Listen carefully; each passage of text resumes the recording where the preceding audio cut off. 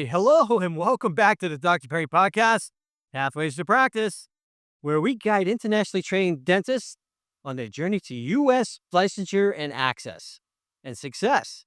I'm your host, Dr. Ronald Perry, and welcome back. Today's episode is one of the most anticipated topics we've had so far: bench test mastery, winning strategies from inside the evaluation room. Whether you're days away from your test or you're just beginning to your research programs, this is a must listen. You really have to understand what you're getting into. Let's start with the simple truth. The bench test can make or break your admissions. It can really have a major impact on you. So you want to understand what it's all about. Segment 1. What is the bench test? And why does it matter? Well, the bench test is hands-on. Practical exam. There's all different types. It could be hands-on, it could be verbal, it could be written, it could be a lot of different things. But in USL schools, it's used to evaluate your clinical and technical skills, whether you really understand dentistry and where you are on the curve in relationship to everybody else. It's not just about cutting a good prep, a crown prep.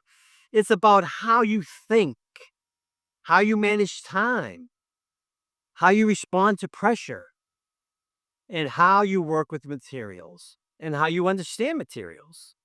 You may be tested on a class 2 amalgam or composite restoration. You may look at a full cast or PFM crown preparations, provisional crowns, a wax up, type it on based endo access, or RPD designs. There's all different things you could be tested on. Each school varies, but the stakes are high. A mediocre performance can undermine an otherwise great applicant. But here's the good news. You can prepare for it strategically. You have to put the time in. Segment 2. What we look for inside the evaluation room. Well, let me take you behind the scenes. As someone who has assessed hundreds of candidates, I can tell you that what we're looking for more than perfection. We're looking for competency, consistency, and coachability. Key traits that impress faculty. Hand skill precision is really important. Not flashy, just clean, well-executed margins, proper depth and shape, time management. Can you finish both tasks within the allotted time? Self-awareness.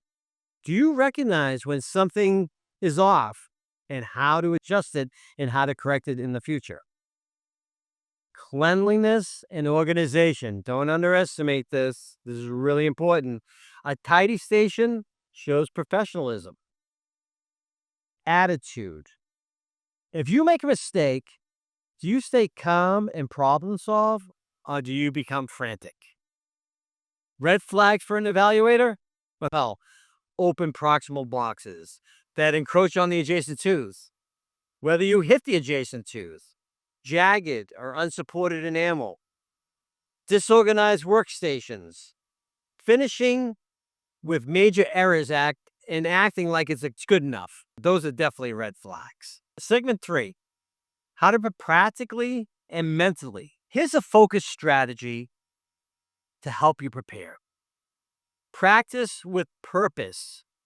Don't just drill for hours and hours and hours, redoing the same thing over and over again without understanding where the mistakes are and how to correct it, or not really understanding what the mistakes are.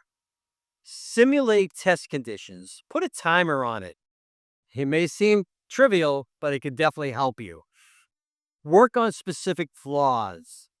Film yourself. See what you're doing. Review your techniques, your posture, how you're standing, how you're looking at things. Know the criteria. Know it exactly, whether it's 1 millimeter, 1.5. Look up the CDA or the school-specific grading rubrics. That'll help you tremendously.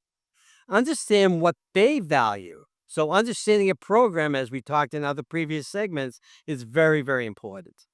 Some programs can care more about smoothness than aggressive taper. Get feedback. credible feedback, people that understand what the criteria is, that can really help you and guide you and tell you how to correct it. Work with a mentor or course that offers critique. You cannot grow if you don't know what you're doing wrong. So, what needs fixing? Understand it. Last one, build muscle memory.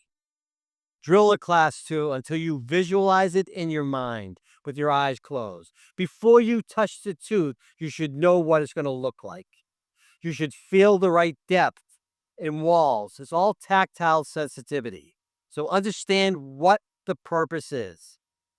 Prepare your mindset. If you're not prepared for it, you're not going to be perfect. And we're not looking for perfection. We're looking for coachability and adaptability. You're here to show where you can become a successful dental student. Confidence, not arrogance. Again, confidence, not arrogance. Segment 4, exam day. How to stand out. Well, before the test, before the interview, whatever, get a good night's sleep. Eat a light meal. Arrive early. I can't tell you how many people have sunk by coming to an interview late. Be calm, be ready, be focused. Have your instruments pre-labeled and organized. Be prepared for the interview itself. During the test, sketch the prep. Visualize it in your mind. Outline it before cutting. Measure twice, cut once. Check occlusion, convergence, and clearance. Use your mirror often. Understand what you're looking for. Don't rely solely on direct vision because you're not going to have it. Take small breaks. Walk away for a minute. Come back to it because all of a sudden, as you look at something for too long, you don't see it. That's why it's important to break, come back, refresh yourself, relook at it again. And remember, if something goes wrong, don't panic. Stay calm. Slow down.